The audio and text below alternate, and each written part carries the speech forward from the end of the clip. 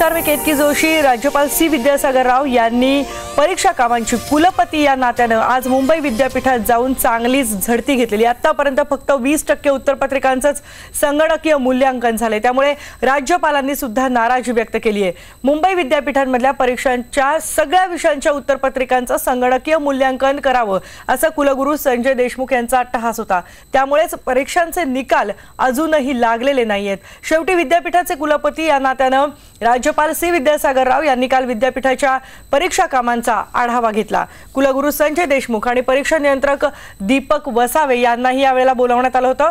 राज्यपालांनी हा आढावा तर घेतलाच, शिवाय 31 जुलैपर्यंत सगळ्या परीक्षांचे निकाल जाहीर करा असे आदेश सुद्धा दिलेले आहेत। मुंबई विद्यापीठाच्या वतीने सुमारे 2.5 लाख विद्यार्थ्यांच्या 450 प्रकारच्या परीक्षा घेतल्या जातात। त्या परीक्षांचे निकाल 30 दिवसात लावण्याचे विद्यापीठ कायदा सांगतो, मात्र विद्यापीठ त्यात अपयशी ठरले। विद्यापीठाने फक्त 51 अभ्यासक्रमांचे निकाल लावलेत, त्यापैकी फक्त 23 विभागांचे 30 दिवसात निकाल लागलेत, उरलेल्यांचे निकाल 45 दिवसात लागलेत। यावरूनच विद्यापीठ निकाल लावण्यात नापास झाल्याचं स्पष्ट होत आहे। गेली अनेक वर्ष त्या ठिकाणी निकाल लागल्यानंतर तिथं आपलं निकाल हे असतं, प्रमाणपत्र असतं, ते सुद्धा वेळेत मिळत नाही। त्याच्यामध्ये बऱ्याच चुका असतात, कधी कुणाचे मार्क्स कमी होतात, कुणाकडे जास्त होतात, असे अनेक प्रकार या ठिकाणी होत असतात आणि ही परंपरा कायम ठेवलेली त्यांनी। आम्ही अनेक वेळा ओरडून सांगितलं, निवेदन देऊन सांगितलं, आंदोलन करून सांगितलं, परंतु त्यांना काही होत नाही। फक्त तारखा देण्याचा खेळ करतात, त्यामुळे त्यांच्यावर कारवाई झाली पाहिजे। राज्यपालांनी त्यांना काल बोलवलं, पण आम्हाला असं वाटत नाही त्यांनी 30 जुलैपर्यंत पण पेपर तपासून निकाल जाहीर करतील असं आम्हाला वाटत नाही। त्यामुळे आम्ही येणाऱ्या काळात आम्हाला त्यांनी 15 तारीख शेवटची दिली आहे, 15 तारखेच्या पर्यंत जर निकाल जाहीर न झाले तर आम्ही विद्यार्थी संघटना म्हणून आम्ही जोरदार आंदोलन करण्याच्या बेतात आहोत। चालू वर्षी विद्यापीठाने पेपर तपासणीची पद्धत ऑनलाईन केली, मात्र त्यासाठी ना प्रशिक्षण झालं ना यंत्रणा उभी केली। एप्रिलच्या पहिल्या आठवड्यात ऑनलाईनचं टेंडर काढलं, त्यानंतर मे मध्ये स्कॅनिंगचं काम सुरू झालं। तोपर्यंत पेपर तपासणारे शिक्षक मुंबई बाहेर सुट्ट्यामुळे गेलेत। खरं असेसमेंटचं काम 20 मे नंतर सुरू झालं। त्याचबरोबर ज्या मेरिट ट्रॅक या कंपनीला काम देण्यात आलंय, त्या कंपनीलाही एवढ्या मोठ्या विद्यापीठाच्या परीक्षेचं काम करण्याचा अनुभव नव्हता। मुंबई विद्यापीठाने परीक्षा तर घेतल्या, मात्र परीक्षेचे निकाल लावण्यास विद्यापीठ असमर्थ ठरलंय। त्यामुळेच अखेरीस राज्यपालांनी त्यांना निर्देश दिलेत की तात्काळ विद्यार्थ्यांचे शैक्षणिक नुकसान होऊ नये म्हणून परीक्षांचे निकाल लागावेत। त्यामुळे आता विद्यार्थ्यांना थोडासा तरी दिलासा मिळाला आहे। परीक्षांचे निकाल न लागल्याने भविष्यातल्या विद्यार्थ्यांचे शैक्षणिक नियोजनही अधांतरीच राहिलंय। मी आता लॉची एक्झाम देतोय आणि त्या लॉच्या एक्झाममध्ये असं होतं आहे की आमचा ह्यावेळी रिझल्ट न लागल्यामुळे पुढच्या सेमिस्टरमध्ये प्रॉब्लेम होईल, कारण की मग ते शिक्षण कमी पडतं आणि पुढची सेमिस्टर लवकर येईल आणि त्याच्यामुळे आम्हाला एजुकेशनमध्ये प्रॉब्लेम होऊ शकतो। अभी मैंने TY BCom की एग्ज़ाम दिया है और हम लोग ने यानी अभी आगे के लिए जो पढ़ाई करना है MCOM के लिए, उसके लिए भी यानी अभी से तैयारी वगैरह प्रिपरेशन करना है। यानी फॉर्म कैसा है, तो हम लोग बार बार जाके कॉलेजेस में और यूनिवर्सिटी में यानी कब रिजल्ट लगेगा उसके बारे में पूछते, तो कुछ पता नहीं चलता।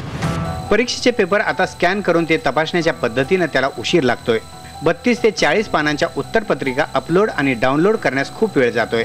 त्यामुळे आताही 31 जुलैपूर्वी विद्यापीठ निकाल लावू शकेल का असा प्रश्न उपस्थित केला जातोय। व्हिडिओ जर्नलिस्ट सचिन कुबडेसह रणधीर कांबळे, IBN लोकमत, मुंबई। आणि याच विषयावर आपण बोलणार आहोत। आमचे प्रतिनिधी सुवर्णा दुसाने मुंबई विद्यापीठाच्या आवारात आहे। सुवर्णा, 2.5 लाख विद्यार्थ्यांचं भवितव्य पूर्ण टांगणीला लागलंय, कारण निकाल लागलेले नाही आहेत। 31 जुलैपर्यंत लावण्याचे आदेश देण्यात आलेले आहेत। राज्यपालांना यामध्ये स्वतः हस्तक्षेप करावा लागलेला आहे। काय प्रतिक्रिया ऐकायला मिळत आहेत विद्यार्थ्यांच्या? आपण आता मुंबई विद्यापीठाच्या प्रांगणामध्ये आहोत। या विद्यापीठाला 160 वर्षांची परंपरा राहिलेली आहे। मुंबई विद्यापीठातनं अनेक नामवंत तज्ज्ञ शिक्षण घेऊन गेलेले आहेत। भारताच्या नियोजन विभागात असेल किंवा महत्त्वाच्या खात्यांवरती असेल, असे नामवंत या विद्यापीठानं दिले। पण आज मात्र परीक्षांचे विद्यार्थ्यांचे पेपर्स मात्र तपासून होत नाही आहेत। या विद्यार्थ्यांचं म्हणजे जवळपास 2.5 लाख विद्यार्थ्यांचं भवितव्य यामुळे टांगणीला लागलंय। असेच काही विद्यार्थी आणि विद्यार्थी संघटनांचे प्रतिनिधी आपल्या सोबत आहेत, आपण त्यांच्याकडनं जाणून घेऊयात। अजूनही परीक्षांचे पेपर तपासले जात नाहीये, काय नेमका सावळा गोंधळ विद्यापीठामध्ये सुरू आहे? तुमचं नाव सांगा आणि मुद्दे सांगा। मी नारायण खोसे। या विद्यापीठाचा बऱ्याच वर्षापासूनचा इतिहास असा आहे की प्रत्येक वर्षी हे कोणत्या ना कोणत्या कारणाने TYचा रिझल्ट लेट करतात आणि यावर्षी त्यांनी एक नवीन पद्धत आणलेली आहे की आता आम्ही स्कॅन करू आणि नंतर ऑनलाईन पेपर चेकिंग करू. ठीक आहे, यांना माहिती होतं ही पद्धत आपण अंमलात आणतोय, मग खूप लवकर चालू करायला हवं. स्कॅनिंगलाच यांनी 2 महिने लेट केली. स्कॅनिंगला लेट झाल्या कारणाने आणखीनच टीचरकडे पेपर तपासायला गेले नाहीत. आता टीचरकडे पेपर तपासण्यासाठी गेलेले आहेत. आणि ही पद्धत आहे यांची, प्रत्येक वर्षी कुठल्या ना कुठल्या कारणानं उशीर करायचा, या सगळ्या गोष्टी करायच्या. पण याचे परिणाम एवढे वाईट होतात, विद्यापीठाचं रँकिंग घसरत जाते. बाहेरच्या विद्यापीठातलं जे काय टॅलेंट यायला हवं ते या निमित्ताने येत नाही. त्यांना इथं ॲडमिशन घेण्यासाठी भरपूर प्रॉब्लेम्स येतात. जसं की आता मला एक बाहेरच्या विद्यापीठातला विद्यार्थी भेटला कोल्हापूर युनिव्हर्सिटीचा. तो म्हणतो मला इथे आता यावर्षी PGला ॲडमिशन घ्यायचे, परंतु इथला रिझल्ट लागला नाही बोलतात. मग मी दुसरीकडे पण अप्लाय केलेला आहे. मग मला जर इथले यासाठी मी वेटिंगमध्ये राहिलो तर दुसरीकडे पण जाऊ शकत नाही. मग मी आता इकडलं ऑप्शन मी स्वीकारत नाहीये, बंद करतो. मग याचा अर्थ जे असे टॅलेंटेड विद्यार्थी आहेत, जे तिथले गोल्ड मेडलिस्ट आहेत, जे इथे येऊ पाहतात, मुंबई नामवंत विद्यापीठात येऊ पाहतात, ते आपल्याला मिळत नाहीत. मग नंतर ना आपला आता असा विचार आहे का जे काही कुठलेही येतील त्यांना घ्यायचं आणि विद्यापीठ चालवायचं, जसं चालवायचं तसं चालवायचं. मग विद्यापीठ असं रँकिंग कितीही खाली गेलं तरी आम्हाला चालेल, आम्ही आमच्या नियोजन आमच्या सोयीनुसार चालवणार, असं चालवणार आहात का? मग कशाला विद्यापीठ असं चालवायचं? हा महत्त्वाचा प्रश्न आहे. कारण VCनी मला आजही आठवतं, ज्यावेळी त्यांनी पहिलं 15 ऑगस्टला प्रेझेंटेशन दिलं त्यावेळी त्यांनी सांगितलं की माझ्या कालखंडामध्ये हे विद्यापीठ टॉप 100मध्ये असेल वर्ल्डमध्ये. मी भारताला सांगतो वर्ल्डमध्ये. पण दुर्दैव असं आहे की हे आता भारतात पण दिसायला लागत नाही. महाराष्ट्रातल्या सगळ्या विद्यापीठ याच्या पुढे गेलेली आहेत. एवढा रँकिंग खालावत आहे, एवढं म्हणजे तुम्ही का त्याची कारणे हेच आहेत. म्हणजे डॉक्टर नरेंद्र जाधवांसारख्या व्यक्तींनी सुद्धा या विद्यापीठातनं प्रशिक्षण घेतलं. अनेक नामवंतांची यादी सांगता येईल. म्हणजे इथून रथी महारथी घडवले गेले असं म्हणायला हरकत नाही. पण आता मात्र सगळा बट्ट्याबोळ प्रशासकीय कामाचा दिसतो. म्हणजे उत्तर पत्रिका तपासण्याचं टेंडर सुद्धा एप्रिल आणि मे महिन्यात निघतं. त्यानंतर जून महिना पूर्ण अपलोडिंग मध्ये आणि जे पेपर तपासणारे शिक्षक आहेत त्यांच्या सुट्ट्यांचा कालावधी. म्हणजे हा सगळा सावळा गोंधळ पाहायला मिळतो या निमित्ताने. खूप चांगला सावळा गोंधळ आहे. तुम्ही अगदी बरोबर बोललात की इथं खूप रथी महारथी घडले. खूपच चांगली माणसं या विद्यापीठात दिलेली आहेत. प्लॅनिंग कमिशनला अनेक पॉलिसी मेकर्स दिलेले आहेत. भारताच्या म्हणजे आर्थिक धोरणामध्ये इथला खूप प्रोफेसरांचा वाटा आहे. खूप सल्ला देतात. राज्याच्या मंत्रिमंडळामध्ये किंवा राज्याच्या आर्थिक धोरणामध्ये आणखीन इथे केळकर कमिटीमध्ये इथले प्रोफेसर सल्लागार आहेत. म्हणजे एवढ्या प्लॅनिंग कमिट्यावरती हे लोक प्लॅनिंगचं काम करत आहेत. पण इथलं का प्लॅनिंग होत नाही? साधं जे आपल्या जवळचं आहे ते प्लॅनिंग होत नाही किंवा त्यांना विचारात पण घेतलं जात नाही. कोणीही मनमानीप्रमाणे काही कारभार करतं इथे येऊन.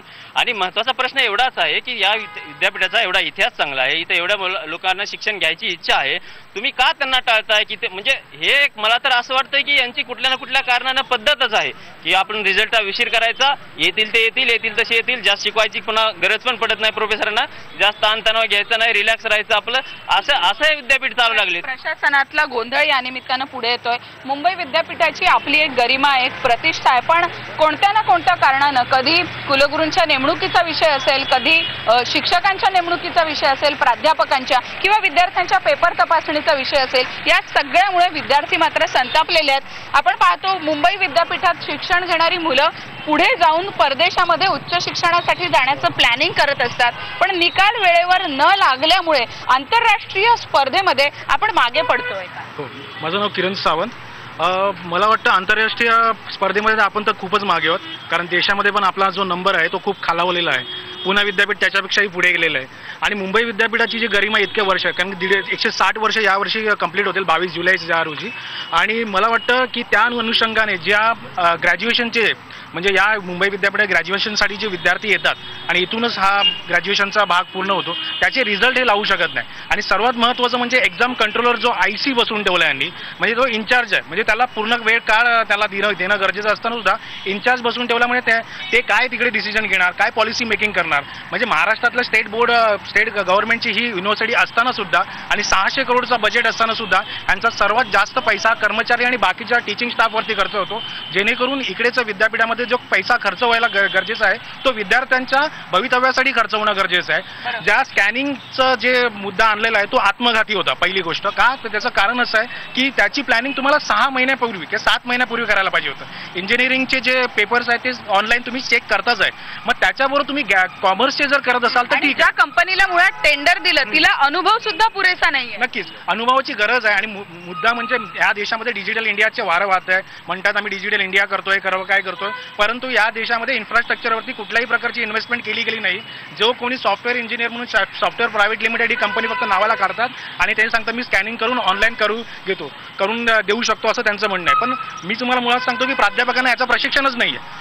त्यामुळे ते ऑनलाईन चेक करू शकत नाही. यांचा सर्व्हर आहे बँगलोरला. एकही जर चुकी झाली, समजा एखाद्या पेपरमध्ये काही चुकी झाली तर त्या चुकीचं निरासन करण्यासाठी त्यांना परत काहीतरी वेगळा टेक्निकल फॉल्टमध्ये जावं लागतो. पहिले एक तर जे प्राध्यापक आहेत ते काही इंजिनिअरिंग किंवा कम्प्युटर इंजिनियर नाही आहेत, ते कॉमर्स आर्ट्सच्या डिपार्टमेंटमधून आलेले आहेत. त्यांना ते प्रशिक्षण देणं गरजेचं आहे. ह्या पूर्ण वेळामध्ये त्यांच्याकडे प्रशिक्षण घेण्यासाठी कुठल्याही प्रकारचा कालावधी मिळाला नाही आणि त्यांचं ओरिएंटेशन झालं नाही. ह्या आनंद-फानंदमध्ये ज्या डिसिजन घेतले आणि ज्या पॉलिसी मेकिंग झाल्या त्याच्यामुळे असं झालं आहे की खूपसे विद्यार्थी आहेत DY BComचे जे फक्त मुंबई विद्यापीठात येत नाही तर केम्ब्रिज विद्यापीठ असेल किंवा अमेरिकेमधले असतील, बाकीच्या देशातले ऑस्ट्रेलियामधले ज्या विद्यापीठामध्ये ते लोक अप्लाय करतात. पण त्यांची एक प्रक्रिया पूर्ण करण्यासाठी त्यांना विजासाठी, स्टुडंट विजासाठी जावं लागतं. आणि अमेरिकेत जर तुम्हाला कुठल्याही प्रकारचं शिक्षण घेण्यासाठी जायचं असेल तर 1 महिना आधी किंवा 2 महिने आधी करावं लागतं. त्याचं कारण आहे त्याच्यामागे की त्यांना तिकडे स्कॉलरशिप त्या स्लॉटमध्ये मिळते.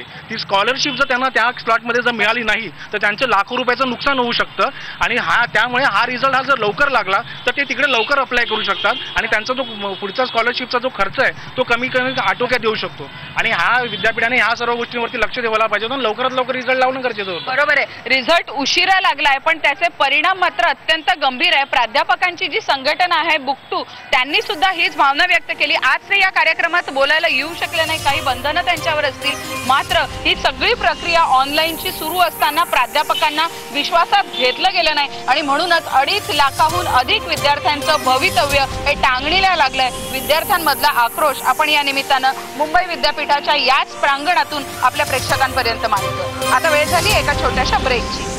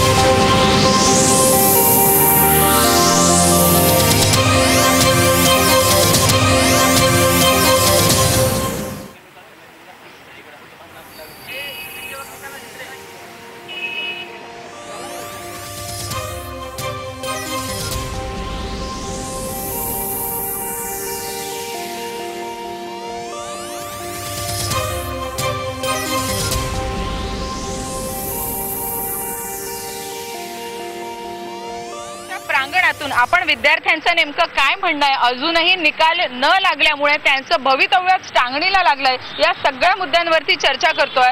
प्रशासनाबरोबर नेमकं तुमचं काय म्हणणं होतंय, काय मुद्द्यांवरती विद्यार्थ्यांना झगडावं लागतंय? तुमचं नाव आणि मुद्दे सांगा. मी ॲडव्होकेट अमोल मातेले, मुंबई अध्यक्ष राष्ट्रवादी विद्यार्थी काँग्रेस.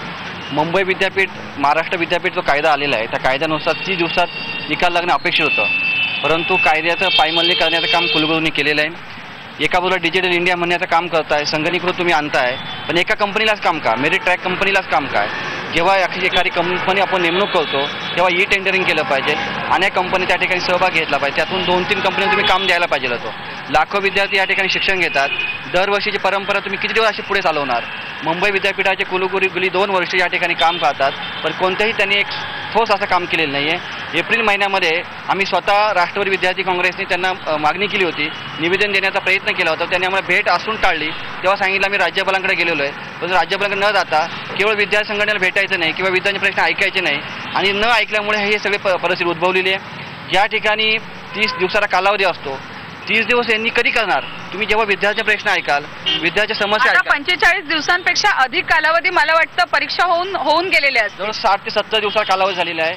बीकॉमच्या परीक्षा 22 एप्रिलला संपलेल्या आहेत. BScच्या परीक्षा साधारणतः 29 एप्रिल संपलेल्या आहेत. 2 मेला BAच्या एक्झाम संपलेल्या आहेत. अशा 477 विभागाच्या परीक्षा या ठिकाणी होतात. इंजिनिअरिंगच्या असतील, लॉच्या असतील, MA असतील, MCOM असतील, आयडॉलच्या परीक्षा असतील. या कोणत्याच परीक्षेला अद्याप निकाल लागले नाही. म्हणजे 477 विभागांचे जेवढे विद्यार्थी आहेत 2.5 लाखाहून अधिक, त्या सगळ्यांचं भवितव्य टांगणीला लागलं या परीक्षेच्या सगळ्या पद्धतीमुळे. राज्यपालांना याची कीव आली, दया आली विद्यार्थ्यांची. एवढे प्रश्न ज्वलंत असताना त्यांनी तातडीची बैठक बोलवली. परंतु कुलगुरू विद्यापीठामध्ये काम करतात, विद्यापीठाच्या बाहेर काम करतात, विद्यार्थ्यांना कधी भेटत नाही. ते परदेशवारी जास्त असतात. मुंबई विद्यापीठाच्या मूलभूत अंतर्गत ज्या सुखसुविधा द्यायला पाहिजे, कॅन्टीनचे प्रश्न असतील, हॉस्टेलचे प्रश्न असतील, लायब्ररीचे प्रश्न असतील, आजपर्यंत त्यांनी कधी सोडवण्याचा प्रयत्न केलेला नाही आहे. तुम्ही डिजिटल इंडिया म्हणताय, पण इथं कुठंच काही होत नाही. संगणकीकरण जेव्हा आणता तेव्हा टेंडरिंगने तुम्ही 4 ते 5 कंपनीला काम दिलं पाहिजे, कारण लाखो विद्यार्थी या ठिकाणी शिकतात. जवळजवळ 22,000 पेक्षा जास्त पेपर या ठिकाणी पेपर चेकिंग करायचे. स्कॅनिंग झाले तुम्ही एका कंपनी का आधारित जाता, एका कंपनीला काम का देता, हा आमचा आरोप आहे. म्हणून ही परिस्थिती बदलायची असतील, रँकिंग जर मुंबई विद्यापीठाला वाढवायचं असेल तर ह्या सुधारणा होणं अपेक्षित आहेत. म्हणून वेळोवेळी विद्यार्थ्यांच्या प्रश्नाकडे लक्ष घालणं किंवा विद्यार्थ्यांशी सुसंवाद ठेवणं किंवा विद्यार्थ्यांच्या प्रश्न काय आहेत ते सोडवण्यासाठी त्यांना आम्ही सूचना केल्या होत्या की तुम्ही जनता दरबार भरवा, विद्यार्थी दरबार भरवा, विद्यार्थ्यांच्या थेट प्रश्नांना तुम्ही वाचा फोडा. परंतु अद्याप त्यांनी कधी काम केले नाही. विद्यार्थी विमुख प्रशासन इथले नाही असला आरोप केला जातोय. काय विद्यार्थ्यांना नेमका आता समस्यांना सामना करावा लागतोय, कोणत्या प्रश्नांवरती? आता राज्यपालांनी तर 30 जुलैपर्यंतची मुदत दिलेली आहे, पण नेमक्या कोणत्या समस्या प्रत्यक्ष विद्यापीठामध्ये वावरताना जाणवत असतात? माझं नाव समीर मळेकर. आतापर्यंत 477 डिपार्टमेंटचे म्हणजे कोर्सेसचे काही रिझल्ट लागलेले नाही आहेत. मुलांचे प्लॅनिंग असं सगळ्यांचं काहीतरी, बाबा ग्रॅज्युएशन झाल्यानंतर मला काही कोर्सेस, लॉला कोणाला ॲडमिशन घ्यायचं, कोणाला आर्किटेक्चर वगैरे असं प्रत्येकाचे प्लॅनिंग्स असतात. आता महाराष्ट्रातल्या बहुतेक विद्यापीठांचे रिझल्ट लागलेले आहेत. आता आजूबाजूला विद्यापीठामध्ये आम्ही कॉल करतो मित्रांचे, तर ते म्हणत त्यांचे प्लॅनिंग चालू झालेत. पण आमचे तर आता आम्ही तर दररोज पेपरामध्ये बघतो की आतापर्यंत 5% फक्त काहीतरी पेपर चेकिंग झालेले. मग अजून पुढे आता किती वेळ लागेल हा कालावधी आम्हालाच माहीत नाही. विद्यापीठांनी या गोष्टीचा खरोखर गांभीर्याने विचार करायला पाहिजे, जेणेकरून लवकरात लवकर, आता राज्यपालांनी आता सांगितलं त्यांना एक डेडलाईन दिलेली आहे 30 जूनपर्यंत रिझल्ट लावा. पण अजूनपर्यंत आता हे होईलच की नाही शक्यता नाही. कारण प्रोफेसर लोक यांना आतमध्ये आम्ही विचारपूस केली तर काही वयोवृद्ध असे प्रोफेसर आहेत की त्यांना तो एक पेपर चेक केलेला स्कॅनिंग त्यांना अर्धावरती 1 तास त्यांना पेपर चेकिंग लागतं. आणि काही वयोवृद्ध असे प्रोफेसर आहेत की त्यांना चष्मा वगैरे असतो, त्यांना खरोखरच या गोष्टीला आणि ते तंत्रज्ञानी नाहीये, ते प्रत्येक प्रोफेसर टेक्नॉलॉजी फ्रेंडली नसल्यामुळे प्राध्यापकांच्या सुद्धा अनेक अडचणी आहेत. तू काय करतोस आणि काय नेमकं तुला आता करिअर मधल्या समस्या वाटतात, कारण निकाल हाती आलेला नाहीये? माझं नाव आकाश सावरकर, मी इथे अर्थशास्त्र विभागाचा विद्यार्थी आहे. माझे 2 मुद्दे आहेत. पहिला मुद्दा असा आहे की महाराष्ट्रातली जी इतर विद्यापीठं आहेत त्यांचा रिझल्ट लागलेला आहे, त्याच्यामुळे मुंबई विद्यापीठाचा जो शेवटच्या वर्षाचा विद्यार्थी असेल त्याचा निकाल न लागल्यामुळे तो इतर विद्यापीठामध्ये प्रवेश प्रक्रियेसाठी अर्ज करू शकत नाही. किमान एंट्रन्स एक्झाम देण्यासाठी सुद्धा आपल्याकडे 5व्या आणि 6व्या सत्राचा रिझल्टची कॉपी असणं आवश्यक आहे आणि ती आपल्याकडे नाही आहे. त्याच्यामुळे गुणवत्ता असूनही फक्त प्रशासनाच्या भोंगळ कारभारामुळे विद्यार्थ्यांना गुणवत्ता असूनही दुसऱ्या विद्यापीठामध्ये जाता येत नाही. बरोबर आहे. एकूण आंतरराष्ट्रीय स्पर्धेत टिकणं कठीण होतं. अगदी थोडक्यात तुझं काय म्हणणं आहे की तू कोणत्या याच्यात शिकतेस आणि काय मुद्दे? माझं नाव काजनी निकाळजे, मी पण MA पार्ट 2लाच आहे. माझे पण खूप फ्रेंड्स ॲज वेल एज रिलेटिव्स TY मध्ये आहे. द थिंग इज की बिकॉज ऑफ हे लेट लागल्यामुळे अकॅडमिक इयर खूप कमी आहे आणि अकॅडमिक इयर कमी झाल्यामुळे शिक्षक प्रॉपर शिकवत नाही आणि ॲज वेल एज खूप कमी सब्जेक्ट म्हणजे कमी टॉपिक शिकवतात आणि त्यामुळे मुलांना खूप त्रास होतो आणि डिप्रेशनमध्ये जातात. द थिंग इज ह्या लोकांनी लवकरात लवकर रिझल्ट लागावे जेणेकरून हे लोक ॲडमिशन घेऊ शकतात. आणि खूप माणसं बाहेरून येतात जेन्युअनली आणि त्या लोकांनाही ॲडमिशन घेण्यासाठी खूप प्रॉब्लेम्स होऊन जातात की हे लोक अजून निकाल लागला नाही, सो ह्यांना माहीत नाही की कुठे इथे नाही लागलं तरी दुसऱ्या युनिव्हर्सिटीमध्ये ट्राय करायला पाहिजे. ते पण पॉसिबिलिटी. इतर विद्यापीठांबरोबरची जी स्पर्धा आहे त्या स्पर्धेत कसं टिकायचं? मुंबई विद्यापीठ एक स्वतःची अशी गरिमा असलेलं हे विद्यापीठ आहे. 160 वर्षांची परंपरा आहे. मात्र 2.5 लाख विद्यार्थ्यांचं भवितव्य यामुळे टांगणीला लागलेलं आहे. कोणत्या ना कोणत्या कारणानं असेल. प्राध्यापकांनी आमची काय चूक असा सवाल बुकटू या संघटनेनं विचारला, कारण आम्हाला ही सगळी टेक्नॉलॉजी आणताना विश्वासात घेतलं नव्हतं. तर कधी कुलगुरूंच्या नेमणुकीचा वाद असेल, या सगळ्यामुळे मुंबई विद्यापीठ मात्र वादाच्या केंद्रस्थानी लागलंय. वाद चालत राहतील, पण विद्यार्थ्यांचं भवितव्य मात्र टांगणीला लागू नये अशीच अपेक्षा या सगळ्या विद्यार्थ्यांकडनं व्यक्त होतीये. Back to studio.